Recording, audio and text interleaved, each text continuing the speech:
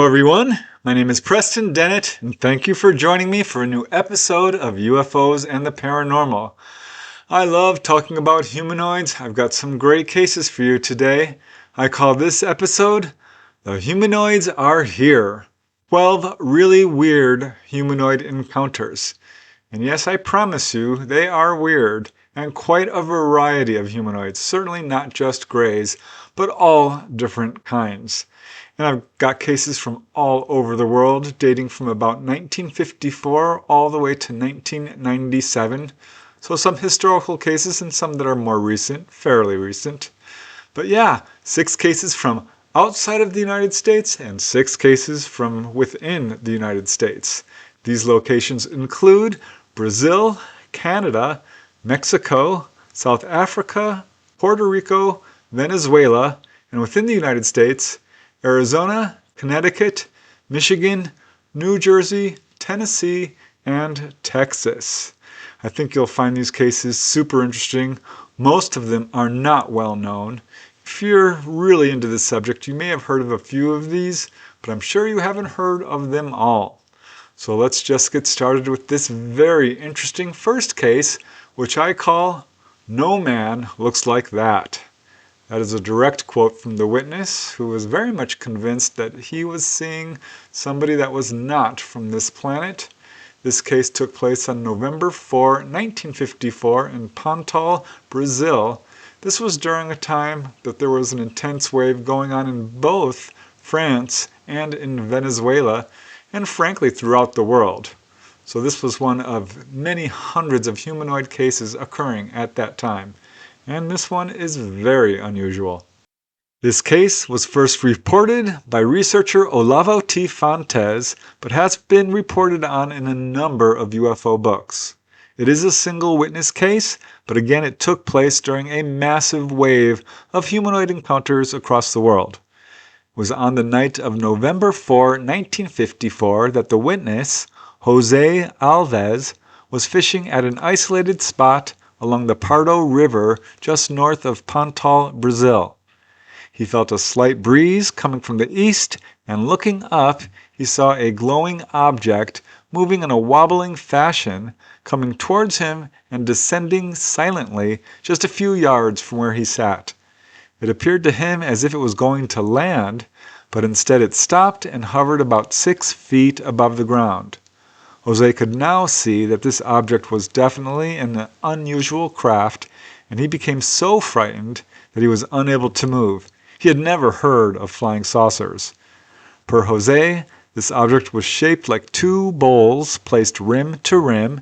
It had a silvery metallic surface and was an estimated 12 feet in diameter. He said that almost immediately an opening appeared on the side of the craft and 3 little men emerged.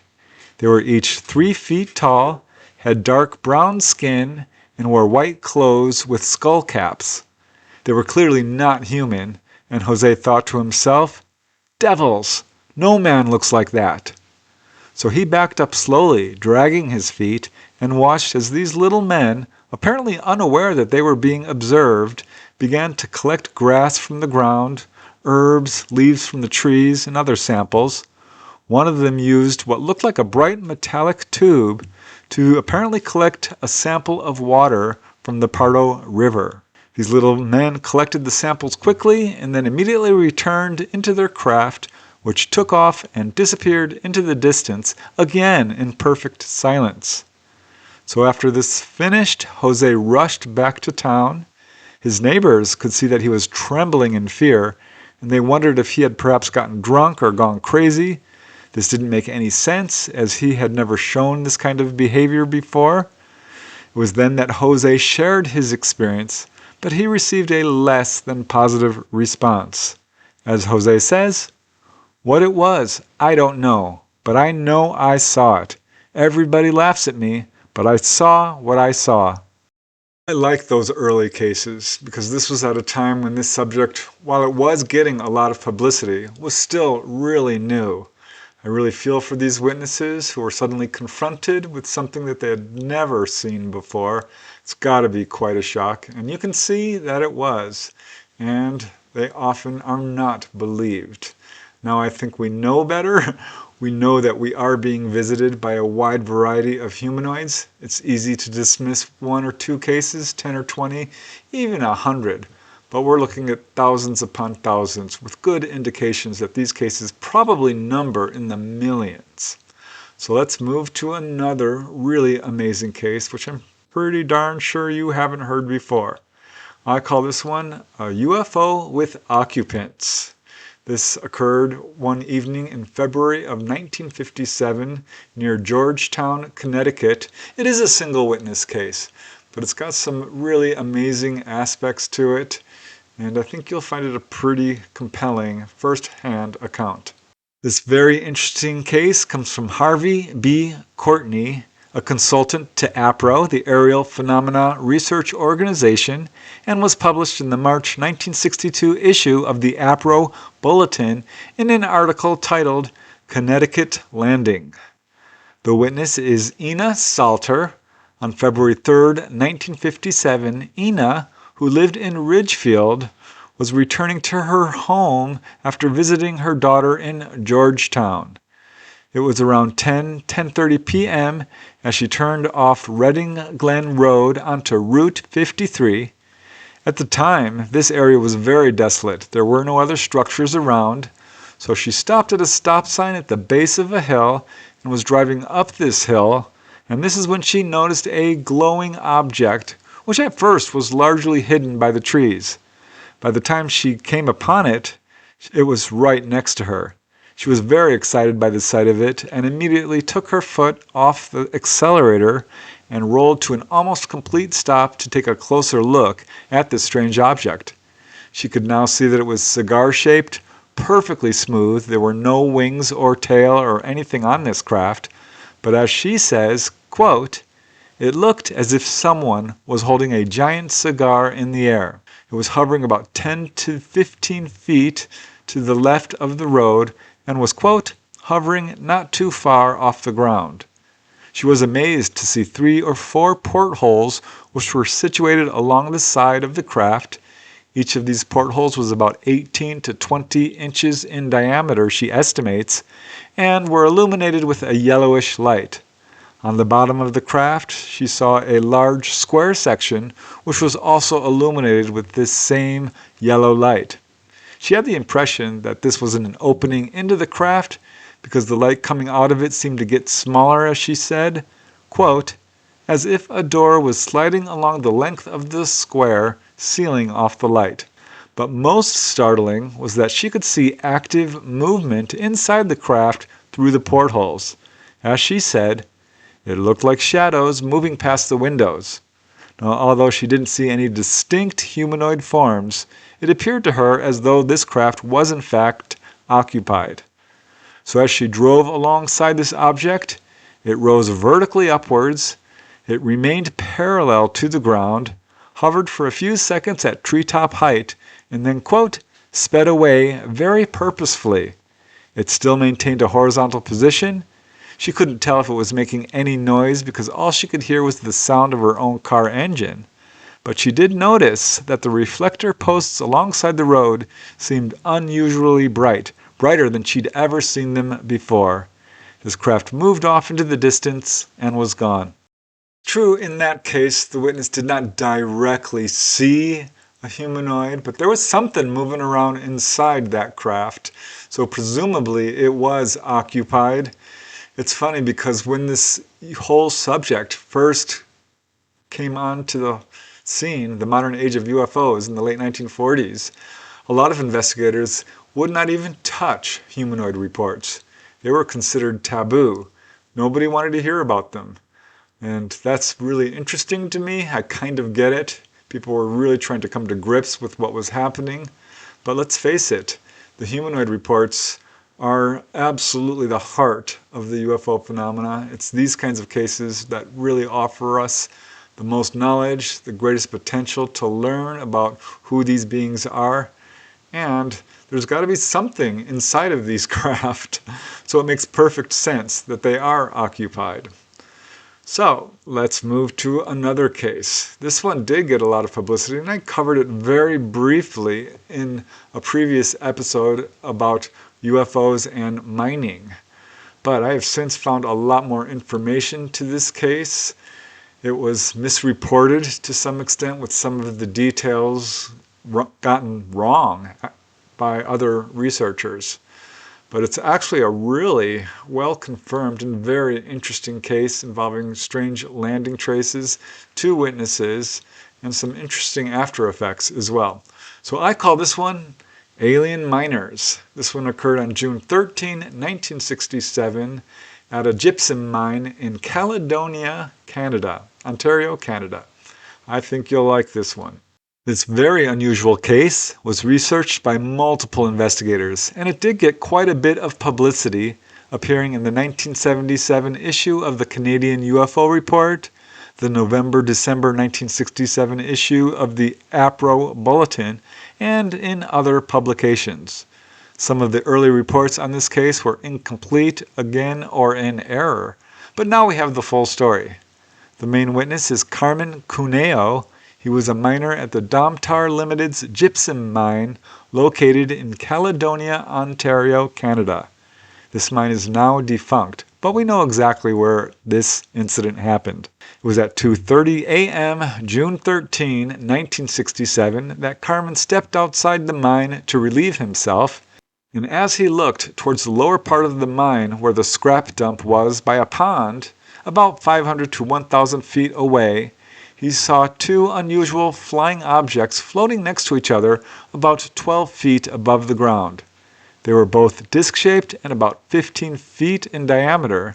But even more impressive, sitting on the ground was a third craft. This one was bigger.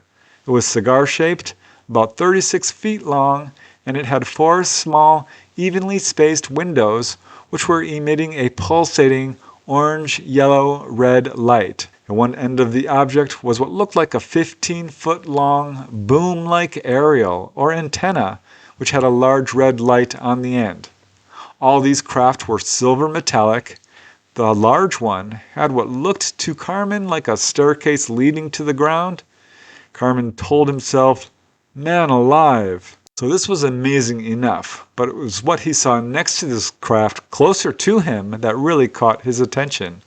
About 500 feet away from him, he saw 3 small men. Now, a few reports say that there was up to a dozen men. Either way, these figures were an estimated 4 feet tall and were wearing hats that were very similar to miners' hats, but of course different.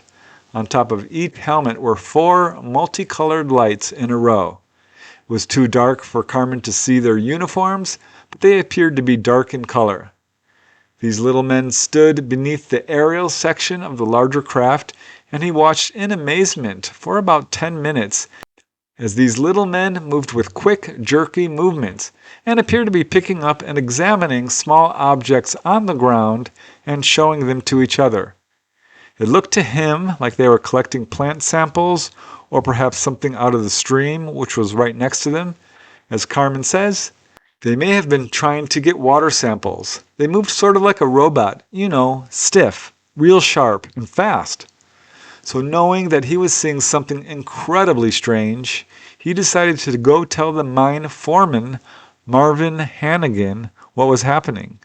This action apparently caught the attention of the little figures, because as Carmen says, they weren't paying any attention to me until I went and called Merv Hannigan.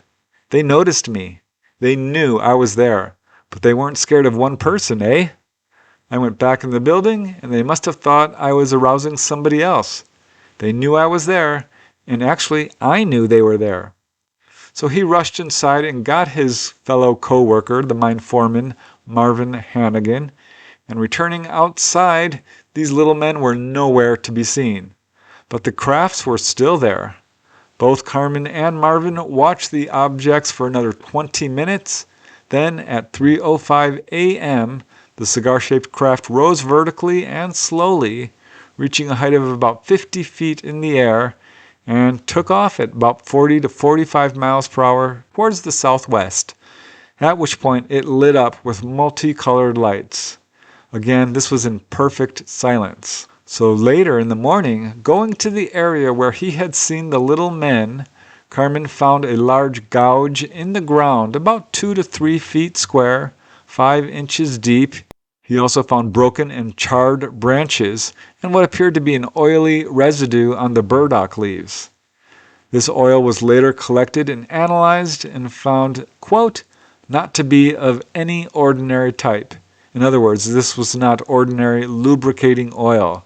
But there's no other information about what actually this substance was. Now, following this encounter, Carmen and Marvin shared what happened with other mine workers and received some minor ridicule. As Carmen says, nobody paid any attention to me. They weren't even interested.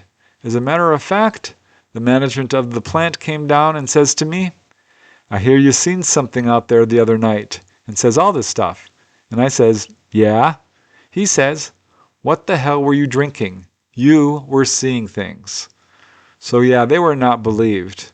But a week or so later, Carmen did speak to newspaper reporters at the Caledonia Grand River Sachem, and this caused all kinds of attention, because it was after this that he received a threatening phone call from an anonymous man with a, quote, military-type voice. And this man actually threatened injury to Carmen and his family if he continued to discuss the case. As Carmen says, the caller knew a lot about me personally, and he seemed very uptight about me telling my story around. The man said that they could make it hot for me if I didn't keep quiet. It might cost you certain injury. Bigger people than you have been made to keep quiet. The man told him if he persisted in speaking, that they would actually pay him a visit.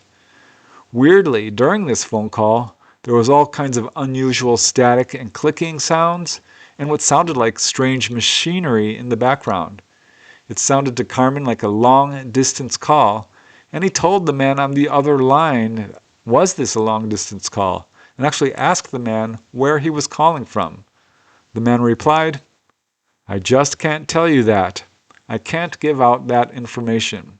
Following this very weird phone call, he received an even stranger phone call from someone who seemed to be completely ignorant about human life and asked him all these bizarre questions about various topics that everyone should know about.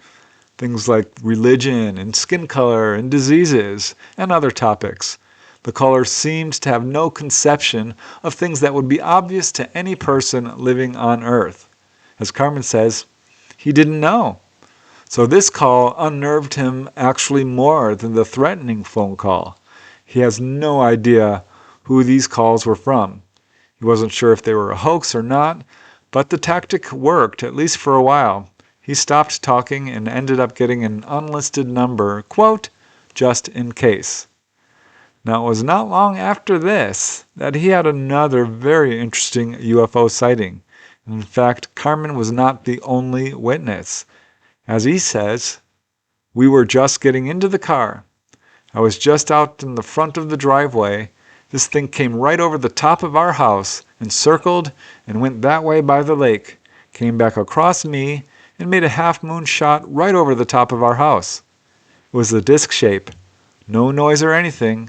It knew right where I was living, and I said, look at that. Later, wondering about all these weird events that happened to him, he finally did contact UFO researchers and shared his experience, which became fairly well known. There's some very interesting takeaways from that case. One, of course, is that ETs do seem to show an interest in mines.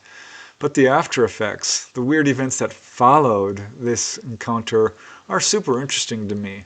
What appears to be this sort of men in black harassment, and the follow-up UFO sighting where this craft came right over the witness's house.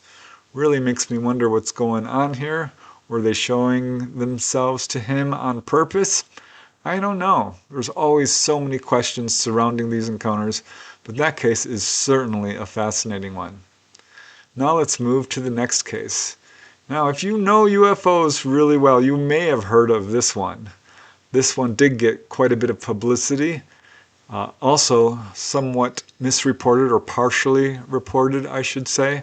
But a super fascinating case which shows that sometimes ETs can show up in places you would least expect. So I call this one The Alien in the Doctor's Office. This occurred on August 7, 1967 in Caracas, Venezuela. And while this is a very unusual case, it certainly does have quite a few witnesses which really add to its credibility. This very unusual case first appeared in Venezuelan newspapers and was later published in the September-October 1967 issue of the APRO Bulletin and also in the Flying Saucer Review, issue 14, number 3. The main witness is Dr. Luis Sanchez Vega, MD, who was a well-known and prominent general practitioner. On August 7, 1967, the doctor was in his office in Caracas, Venezuela, when he says a little man, less than 4 feet tall, appeared in his office. The doctor did not see him enter or how he appeared. He was just suddenly there. Now, this little man spoke in perfect Spanish and requested the doctor to give him a physical examination. This little man told the doctor not to be surprised by his abnormally high body temperature, as he was not from Earth, but from another planet in the Vega star system. Now, the doctor could easily see that this little man did not look human. He had a large round head, large round eyes, no visible ears or ear holes, a slit-like mouth, and very strange teeth, 5 in his upper jaw and 5 in his lower jaw. This figure was dressed in a sort of evening or smoking dress. Per one of the reports, it was actually shiny silver in color. Now, this alleged extraterrestrial proceeded to impart quite a bit of information to the doctor. He said that he and his people had learned Earth's languages using a machine. He said that there was a large fissure filled with seawater below Caracas, which could cause an imminent earthquake in Caracas at any moment.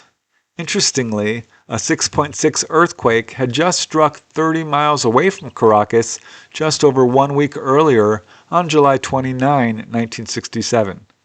But this little man shared other strange things. He said that his people did not reproduce like Earth people did, and that he did not have parents.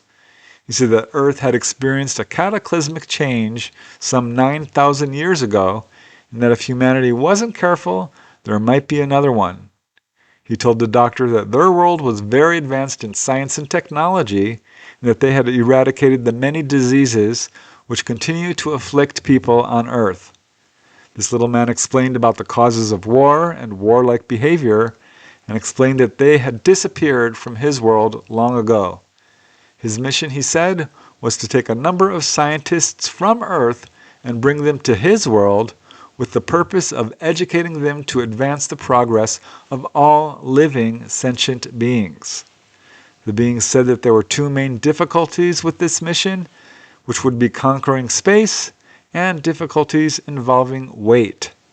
He said that the Earth people would find their weight and strength tripled on the little man's planet, which could cause serious problems, but that according to their studies, the Earth people would not suffer in any way through the change. End of the visit is not described, but presumably the little man disappeared as mysteriously as he arrived. Following this visit, Dr. Vega was understandably badly shocked.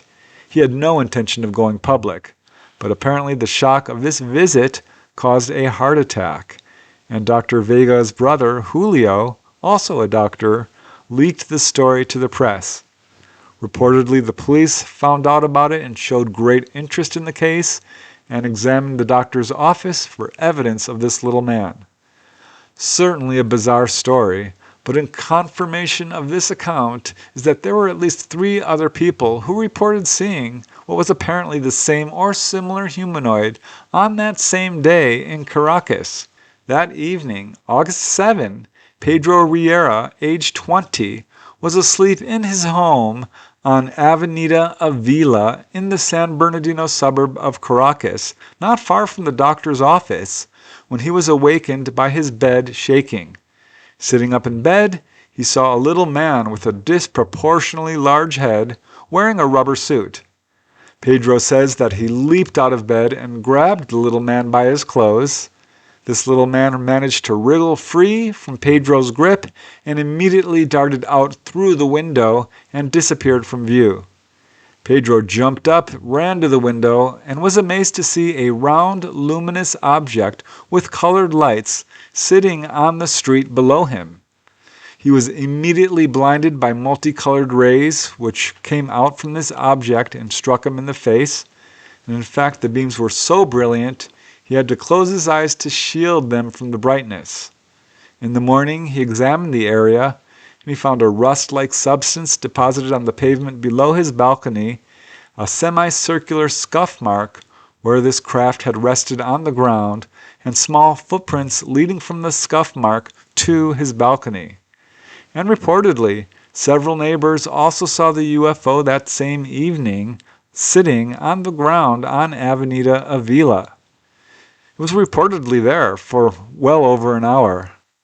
Witnesses did also vouch for Riera's character, including his neighbor Betty Ruff and his uncle, who was Civil Air Captain Gregorio Armando. The three other witnesses include Carmen Ortega, a third-grade student, and two brothers, Andre Pascual and Jose Pascual, and also a policeman. They all reported their observations to the local newspaper, though the police officer insisted upon anonymity. The children said that they were awakened by the lights, and according to some of the reports on the case, they also saw this little man, though that's not completely clear. There is another unconfirmed report of a man in Caracas who says that about a week later, on August 15, he was visited by a 3-foot-tall, brown-skinned little man who was, quote, poorly dressed, and was soliciting money from the man for an alleged, quote, gold expedition. Now, a source connected to NICAP, the National Investigative Committee of Aerial Phenomena, respect his belief that this may have been the same little man who visited Dr. Sanchez Vega 1 week earlier, though again unconfirmed. How about that? I love the cases where the ETs and the people who witness them have a conversation and learn all this kind of information. I suspect that encounter and the ones that surrounded it have a lot more information to them. But alas, this took place quite some time ago, so we're not likely to get more information about it currently. But it just goes to show that if these cases were taken more seriously, we could probably get a lot more information about them. There's always another case, so let's move to the next one. This one also very startling and so unusual. It's really interesting to me how some of these humanoid descriptions are somewhat unique, and this one would fall into that category for sure. I call this one, "They Seemed to Float in the Air." This occurred during the day, actually, which is quite rare for humanoid encounters, on August 18, 1972, in Ixtapalapa, Mexico. This is right outside of Mexico City. This is a multiple witness case. Some very interesting elements to it. I think you'll find it really compelling. This case was first published in newspapers and was later picked up by the APRO Bulletin in the November-December 1973 issue, and also the Flying Saucer Review, also the November-December 1973 issue. It involves two witnesses, bricklayers, stonemasons, by the name of Raimundo Villegas Alvarez, age 42, and his assistant Pancho Torres, who was 18 years old.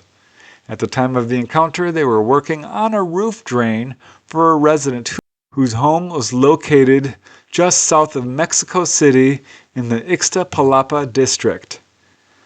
The encounter began at 2 p.m. on August 18, 1972.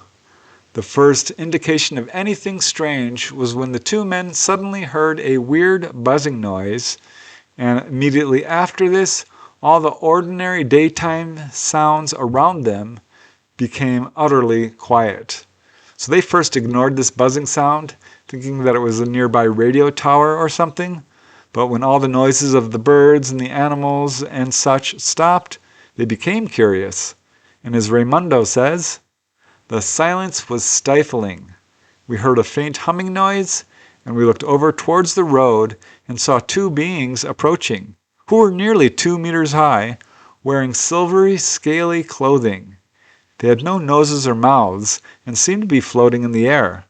They came right up to about 15 meters from where we were, and we were able to see that their backs were green. Now, per Raimundo, he first thought that these two figures must be people wearing masks, perhaps on their way to some sort of costume party.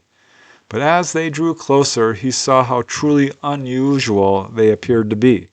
As he says, they were broad men, much more so than is usual, slender. The rounded head was long and enlarged near the chin, silverish in color with two round greenish bump protuberances in place of the eyes, small ears, no visible mouth or nose, hands with 4 fingers with pointed ends, large webbed feet like those of a duck, and upon walking they seemed to float in the air. So clearly not normal humans. The two bricklayers stared in amazement and watched these two figures for a full 5 minutes, which is a long time. Now, at one point, these two figures began to actually approach the bricklayers. The bricklayers became alarmed and afraid. Pancho armed himself with a shovel. Raimundo held up his trowel to protect himself. At that point, a woman carrying a milk can came around the corner, and the two creatures, apparently in response, flew in her direction. Immediately, a great cloud of dust arose from the ground, and the two entities seemed to disappear into this cloud of dust and were not seen again. But this had a profound effect on both the witnesses. As Raimundo says, "I never want to meet those beings again. I do not drink, and I do not smoke, and I am scared." Now, per Raimundo, who filed the report, following this incident, his assistant, Pancho Torres, suffered a series of nightmares and had something of a mental breakdown. He quit his job and returned to his home in the small town of Cotija in Michoacan. Unusual case, that is. Really unusual ETs. I really feel for the younger witness, Pancho, who had a very hard time processing this experience. It caused him to quit his job, move back home. I can certainly understand that. Having a face-to-face encounter with these apparently extraterrestrial humanoids is often a life-changing experience for people. It's really baffling, these descriptions that people provide, because they are across the map. Some are very different from what we would think of as a typical gray, for example. And this one is fairly unique. I'm not sure I've heard a description exactly like it. Very hard to categorize. But what we do see is that almost always when people report a humanoid, they are humanoid in form. And this certainly aligns with what contactees are being told firsthand by these UFO occupants, that we all share a common heritage. That would make perfect sense because, yeah, that's what we're seeing. Humanoids, and so many different kinds. And here's another. This one is really interesting to me. It's a pretty short case, not a whole lot of information to it, but it's really fascinating. I find them all fascinating, I will admit, but there's just something about this one that really struck a chord with me. I call this one No Fear, No Fear, No Fear. This one occurred on the evening of February 13, 1976 in Ringwood, New Jersey. It is a single witness case, but there is some interesting physical evidence to support it. Unfortunately, this evidence was not photographed, or rarely is it. These sort of footprints, which were seen in this case. But nevertheless, it's an interesting account that I think deserves to be more well known. This case comes from respected researcher Ted Blecher, perhaps known for his research into landing trace cases. The witness is largely anonymous. She's known only as Mrs. Carol W. She requested that her last name not be published. It was on the evening of February 13, 1976, There was a full moon. Carol was in her home in the Ringwood area of Passaic, New Jersey, when suddenly she heard all the neighborhood dogs begin barking and howling. So she looked out the picture window of her home and at first didn't see anything unusual. But she started to have this really strange sensation that caused the hair on the back of her neck to stand up. So she continued looking out her window, and looking to the left, she could clearly see in the moonlight, about 100 feet away from her, a small figure about the size of a 10-year-old child. This figure was dressed in a silver, close-fitting, one-piece jumpsuit that reminded her of a snowsuit. This suit had a hood over the head with humps at the ears, a dark belt around the waist, and dark boots. At 100 feet away, she was close enough to see that this figure had a face which appeared normal, but she was not close enough to see any real details.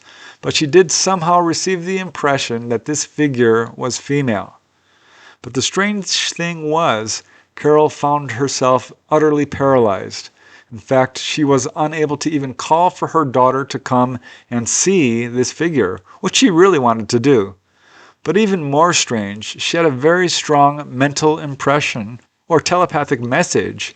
And in fact, it repeated in her head 3 times very clearly, using the words, "No fear, no fear, no fear." So this observation went on for quite some time, about 25 minutes. The figure then turned around and walked off into the woods. At that point, Carol was able to move. Her husband came home shortly later. She immediately told him about the strange figure and asked him to go out there and look for footprints in the 2 inches of freshly fallen snow. So he did, and he found a set of small footprints leading away from the spot where Carol had seen this figure and going off into the woods. But the strange thing was, there were no footprints leading up to it. So it's hard to say how this figure got there because it looked like it had just come down from above. Probably do a whole episode on cases involving alien footprints. I probably should because there's a lot of them. It's so interesting. I mean, there's another case in this compilation involving alien footprints. Actually, more than one. So this is a form of evidence that turns up again and again. And I have covered some cases on this channel in which footprints were photographed. So that does happen. But by and large, the investigations on these humanoid cases are incomplete. And that's largely, I think, because this subject still is surrounded by fear and confusion and skepticism. And it's very difficult to move it forward. That's changing, thankfully. But as more and more cases are added to this worldwide database, we're going to reach a point where everyone recognizes that we are not alone on this planet. So let's move to another case. This one's pretty unusual. It's a multiple witness case. I call this one Aliens in a Metallic Spider-like Craft. This is not fully investigated, but it's certainly an interesting report which took place on April 12, 1977 in Tucson, Arizona, which does have quite a bit of UFO activity, and at that time there was a lot of sightings going on. So in that regard, there is a level of corroboration there, but it's absolutely an interesting and unusual account. One day in early April 1977, Andrea Curlin and her sister both sighted a disc-shaped UFO not far from their home in Tucson, Arizona. And in fact, they were so impressed by the sighting that they reported it to the police. Little did Andrea know, she was about to have a much closer encounter. It was at 3:30 p.m. on April 12, 1977 that Andrea Curlin, she was 13 years old, and her 11-year-old friend Bridget O'Connor were walking to their homes in Tucson, Arizona.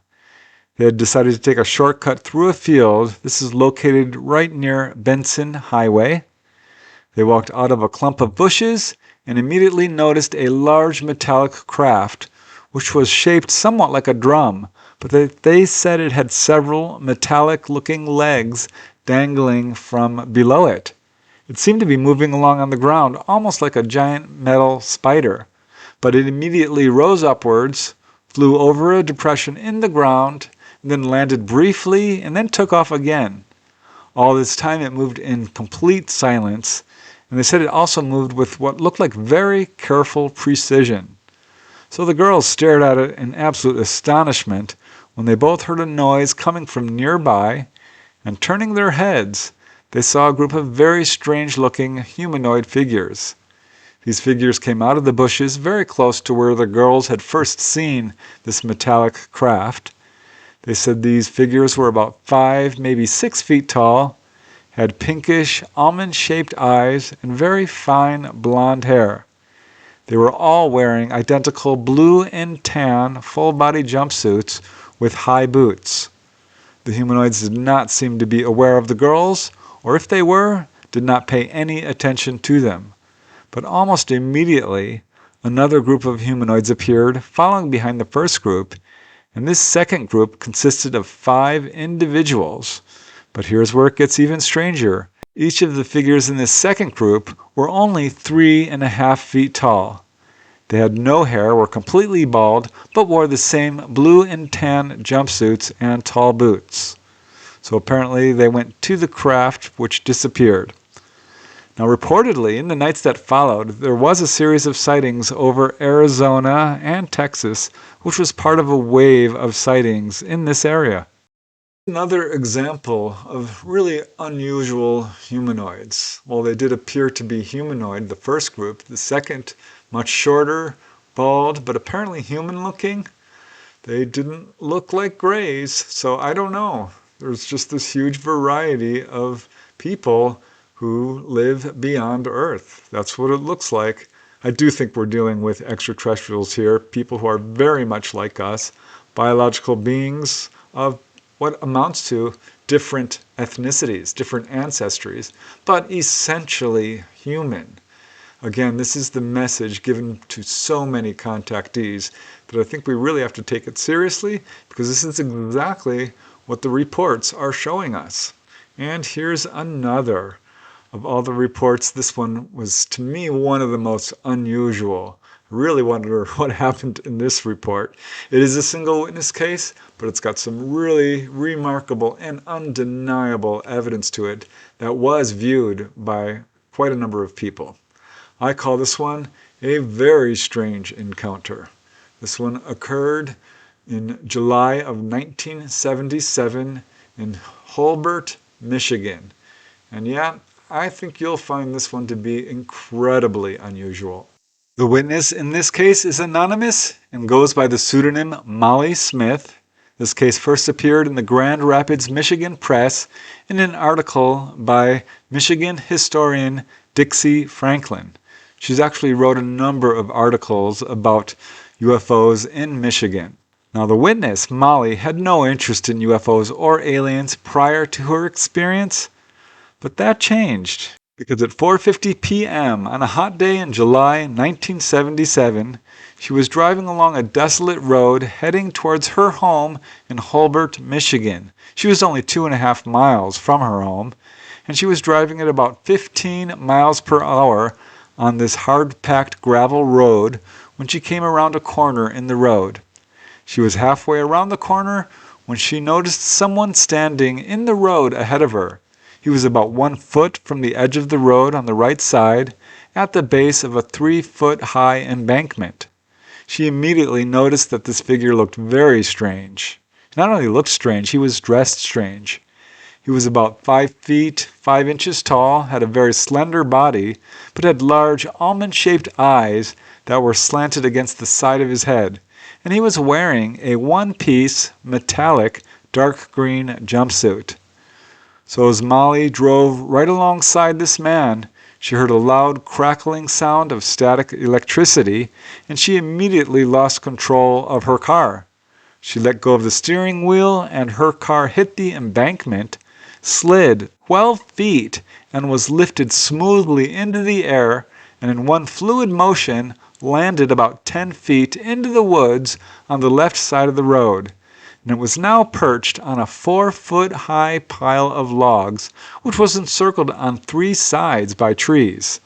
So this was, needless to say, very unusual. Upon landing, the car shuddered slightly. Molly actually bit her tongue.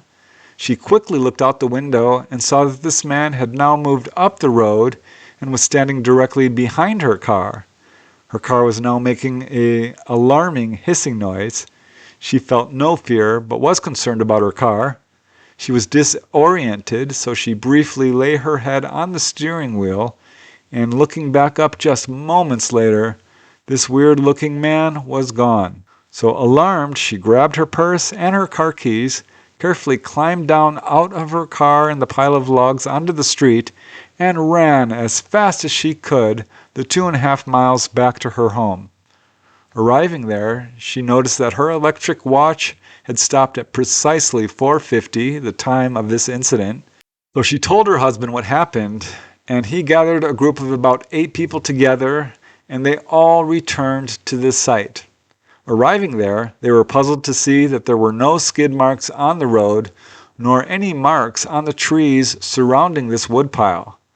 They found Molly's footprints on the ground as she jumped from the car and sprinted away, and going to where she had seen the strange figure, they saw some very odd-looking tracks. These tracks were examined by all the 8 people there, each of whom described them as having the shape of horse hooves, only with the heels and spaced close together with the toes dug almost an inch into the hard-packed gravel road. Now some of the people there were hunters, very experienced with tracks, and they agreed that these tracks were definitely not from an animal. And they traced these tracks and saw that they led out of the woods down the embankment where Molly first saw this strange figure. So they followed these tracks, which went back up the embankment and disappeared into the woods. Now Molly's car was still stuck upon this woodpile, so she and her husband called heavy equipment operators Jimmy Clay and Joe Durga to remove the car. They brought their front end loader, but were unable to move the car even with a winch. So finally they had to cut the logs out from underneath the vehicle, and only then were able to drag this car back onto the road. Interestingly, the car had no damage except for one small scratch from a twig, and once the car was back on the road, it worked fine. But everyone was absolutely baffled by how this car got there.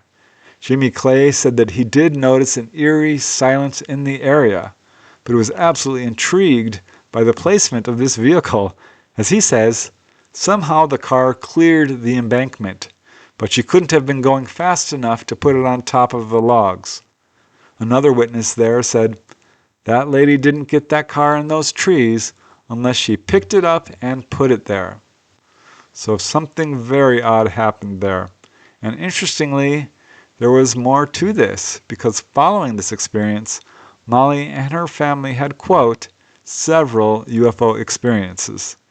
It was just a few months later, in the fall, that they saw anomalous lights around their home.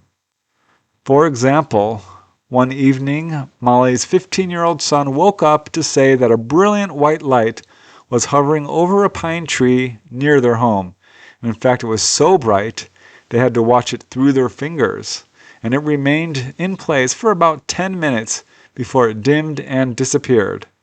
And there were several other sightings which were witnessed by other people in the area. It actually became quite common.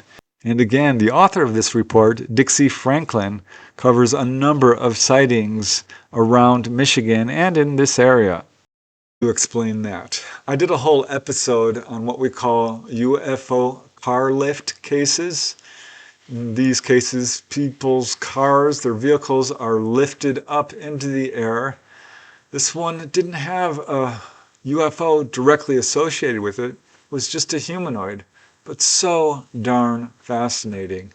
And with the footprints being seen in the area, and this car being lifted up onto a wood pile in some mysterious fashion, it's just so interesting. Now let's move to the next case. This one I thought was also really poignant and very touching, involving a mother and her very young son. I call this one, My Bedroom Was Filled with Gray Aliens. This one occurred one evening in September 1980 in Greenville, Tennessee. It is not formally investigated as far as I know, but it is a first-hand report, and I think an important case. This case comes from an anonymous first-hand witness. I'll call her Martha. That is a pseudonym. It took place at her home located at 317 Cherry Street in Greenville, Tennessee. It was one evening in September 1980. Martha was asleep, and so were her two sons, aged 10 and 5. At this time, the father of the family was in the military, and he was away from home, deployed in Okinawa. So Martha woke up when her 5-year-old son came into her room complaining of a bad dream and asked if he could sleep in bed with her. That's all she really remembers. There was a weird lapse or a shift, missing time perhaps, because the next thing Martha knew, she and her son were waking up in her bed. And as Martha says, he and I awoke suddenly, paralyzed, terrified, barely able to breathe. My bedroom was filled with gray aliens, wall to wall. There was a cacophony of telepathic communication from many of the grays. One of the grays placed a hand on the edge of the bed, and we felt the bed go down. I knew they wanted my son and me. I could not speak, scream, or move. My heart was racing. So that's all she remembered, and there was another shift, another period of missing time or unconsciousness. And as Martha says, then we both awakened, breathing hard, sweating profusely. I tried to calm him. He finally fell asleep, and I got up. It was still dark outside. I made coffee, sat down, and tried to comprehend what had happened. My gown was sweaty, clinging to my skin. I sat the rest of the night, very terrified, and not knowing what to do. My son awakened at a normal time. He came into the living room and crawled into my lap. Now at this point, Martha's son proceeded to say something that struck dread into her heart. He told her, "That dream was really bad, Mom." So knowing what he was talking about, she asked him, "You want to talk about it?" And in confirmation of what she herself remembered, her son repeated, quote, verbatim what had happened. As Martha said, "He told me that we talked in our heads, and they reached for him, and he didn't want them to take him." So Martha had him draw what he had seen, and of course he drew gray aliens. As Martha says, he drew pictures of their heads, arms, hands, and fingers. It was real. My son and I were abducted. I am certain. I have no memory of abduction, no memory of craft or procedures, but I am certain that we both were. Kind of case that really makes me wonder, are there more people who have been taken on board and really don't know? I sometimes wonder if a person sees a humanoid, does that necessarily mean they've been taken on board and perhaps not remember it? That case certainly points towards that. Don't know that that's a general rule, but if a person is seeing humanoids, I think that definitely increases your chances of having had an onboard encounter. Because again, not everyone remembers it. For some weird reason, there's this amnesia surrounding very close encounters. Something to be aware of if you ever do have a humanoid encounter. So now let's move to the next case. This one involves a brother and sister. A really interesting first-hand report. I call this one, "We're Not Here to Hurt You." This occurred sometime in the 1980s in the small town of Cape Town in South Africa. That is really interesting to me because we don't get a whole lot of reports from the continent of Africa in general. Not to say that they're not occurring there. It's just that they don't have a very well-organized UFO reporting service. That's changing, and we're beginning to see a lot more historical cases coming from there. But this is certainly one of them that deserves to be well known, and it's got some details to it in terms of the emotional reaction of the witnesses that I found particularly fascinating. This case has not been formally investigated, and it is quite brief, but it remains a very intriguing first-hand multiple witness encounter involving humanoids. I'll call the witness Arthur. He is anonymous, so that is a pseudonym. Arthur lived with his sister and parents along the peninsula in Cape Town, South Africa. At the time, this was a very small town of less than 2,000 people. It's still a pretty small town. And I'll just let Arthur describe what happened. As Arthur says, "This is my experience. One night in the late 80s, my sister and I were awoken by a light that penetrated our room like daylight. It was the brightest light I've ever seen, and it lit up our whole street. When we looked out the window, there in my yard, less than 5 meters from us, were 5 beings in white spacesuits. The suits looked like the breathing apparatus attached to some pack on their backs. Their visors were completely black, so I couldn't see their faces. They also had what I can only describe as metal detectors. They were scanning the soil, and the metal detectors were emitting bluish-white light." So Arthur was amazed and stared at these strange beings. Now his sister said that there were many more of them up and down the street. In fact, she counted about 20 or 30 of them. Arthur himself remembers seeing only 4 or 5. But at this point, Arthur heard a telepathic voice speaking clearly in his mind, and they told him verbatim, "It's okay. You don't have to be afraid. We're not here to hurt you. You can go back to sleep." And as Arthur says, "My sister and I looked at each other and shook our heads in agreement and went to sleep. The feeling they gave me was one of pure love. The only way I can describe it is the love I feel for my children." So many years later, Arthur searched the web to see if he could find any images that matched what he and his sister saw. And the only thing that came anywhere close was a very famous and mysterious photo known as the Solway Firth Spacemen. You can see this. It shows a little girl holding a bouquet of flowers, while behind her is a white-suited figure with a dark visor. This figure was not seen when the photo was taken. Now Arthur is very confident about his experience, and he's sticking to his story, even though it is very strange. As he says, "I know my story is far-fetched. I don't require people to believe me. I know the truth." So interesting to me that the witness in that case felt this incredible love coming from the ETs and described it in a way I've heard before, this unconditional type of love, the kind of love that we feel for our own children or, a spouse perhaps, this just all-encompassing unconditional love. I think that's a very important detail because it shows that these ETs are very much like us and do have emotions. Despite what some people report, it's not true. ETs are absolutely emotional. There is a type of gray, perhaps, little short grays that are what we would think of as biological androids who are not emotional. But the vast majority of ETs are very much like us. They're more alike us, I think, than different. And you can make up your own mind about it. I'm just presenting the data as we know it. I try to vet all these cases to the best of my ability and present cases that I think have some credibility to them. But again, it's up to all of us to do our own research. So now let's move to another case. I like this one, as the witness is a military officer who appears to be quite a credible witness and had a very, very close encounter in a forest with a gray type ET, or so it would appear. I call this one No Shred of Doubt. This occurred in January of 1995 in Pitahaya, Puerto Rico, in the El Yunque National Forest.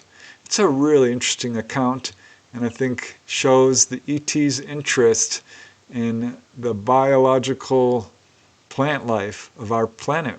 This case comes from prolific researcher Jorge Martin and was published in the Spanish language UFO magazine Evidencia OVNI number 6, which means UFO evidence.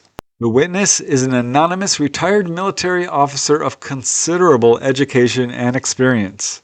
He had retired due to an injury, and his retirement offered him the opportunity to explore the Yunque National Forest in Pitahaya, Puerto Rico, which was not far from his home in Luquillo. It was one day in January 1995 that he and two of his friends were on one of these exploration trips. His friends were a short distance away from him, so he was alone when he suddenly noticed a little creature, a humanoid, about 3 feet tall, with a big, bald, egg-shaped head, with overly large, vertically oriented, cone-shaped eyes. It had a very thin neck, a torso that was wide on the top but thinner towards the waist. It had creamy brown skin.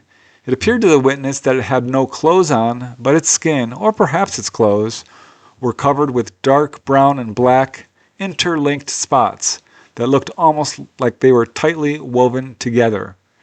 He said it had slender little arms. He did not see its feet. This little humanoid did not appear to notice the witness and seemed to be focused on closely examining the leaves of a plant.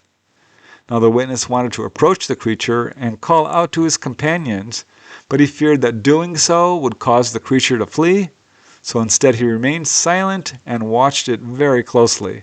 As he says, the little creature was extremely, attentively observing a plant with broad leaves from side to side, very near to the leaf, and underneath it, as if sensing something from the plant.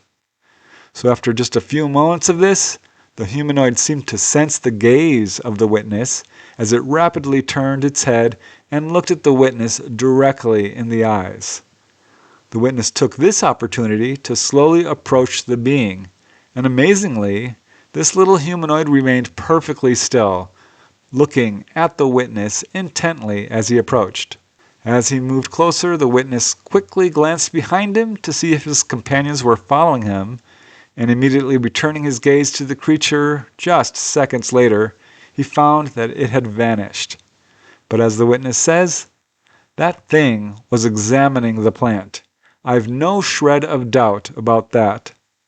So Jorge Martin writes of this incident, quote, "There have been lots of other cases like this in the Yunque, cases in which similar creatures to these have been examining the plants of the forest."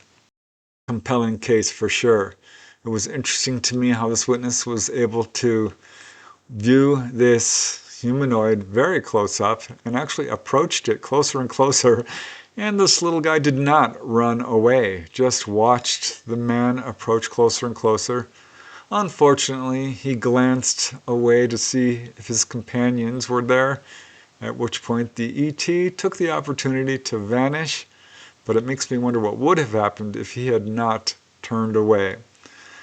But still, I think an important and certainly interesting case.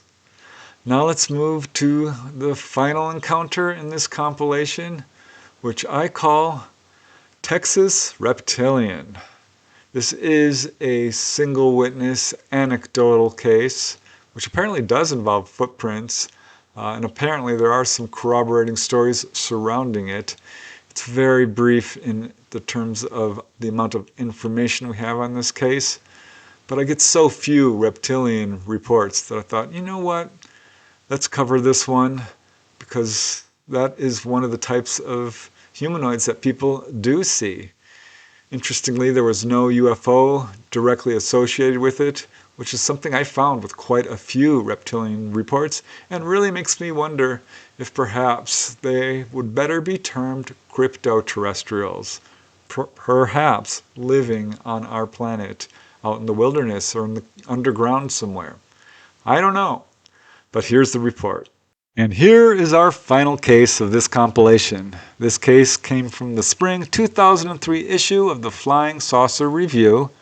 The main witness is Dr. Martin Feldman. He reports that on the evening of February 6, 1997, he was driving along the interstate towards his residence in Big Springs, Texas, when without warning, his car headlights shone on a humanoid figure with a very strange reptilian-like appearance. He didn't see the face at first, but he immediately became frightened by its unusual appearance, because he could see that this was a very large creature, much larger than a normal person, and he could also see that its body appeared to be covered with scales. But at one point he did see the face, And this is when he saw that it had shining, protuberant eyes, much like frogs' eyes, and a very wide mouth with no lips. So that was all he needed to see. He became terrified, drove off at high speed, and went to the police.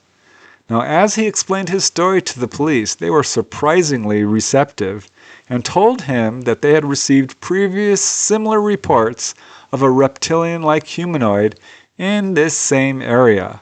And in fact, the next morning, the commissioner and the witness returned to the location of this sighting. The creature was of course gone, but they did find what appeared to be footprints. And in the days that followed, there were further reports coming in of this same reptilian creature, which in all the reports was either seen entering or leaving the woods. I do wish we had more information on that case, because apparently there were a number of other witnesses who reported seeing this reptilian figure in this area. This is such a shame that this subject isn't taken more seriously, because we could learn so much. It was very interesting that the police were very receptive to this gentleman's report, because apparently they had received multiple reports of this reptilian being. How interesting is that? So there you go, 12 reports coming from all over the world.